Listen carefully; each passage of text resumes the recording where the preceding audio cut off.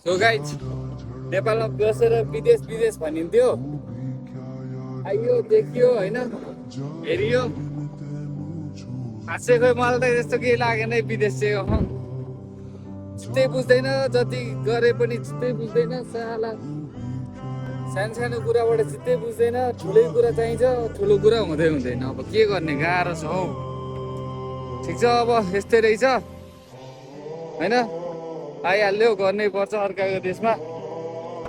अब विदेश विदेश विदेश विदेश विदेश विदेश नेपालमा कति गर्नु विदेश विदेश बसेर ल्याम्मा आइयो आइसकेपछि थाहा भयो नि त विदेश भने के रहेछ भनेर पनि यस्तो देशमा चाहिँ कोही पनि नआउनु है यस्तो देशमा चाहिँ माटोक्ने अझ हाम्रो जस्तो कम्पनी भयो भने चाहिँ काम छैन क्या हाम्रो जस्तो कम्पनी भयो भने अब छुट्टीको दिन माटो स्यालेरी लिन आइज भन्यो गयो अनि आउने बेलामा चाहिँ कम्पनीले गाडी दियो होइन अब अहिले जाने बेलामै आफ्नै अब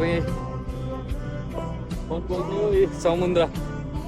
यहाँ तल छ तर मलाई गर्मी भइरहेछ म नुहाउँदिनँ तिमीलाई म खोजिरहेछु कहाँ छ रे म तिमीलाई खोजिरहेछु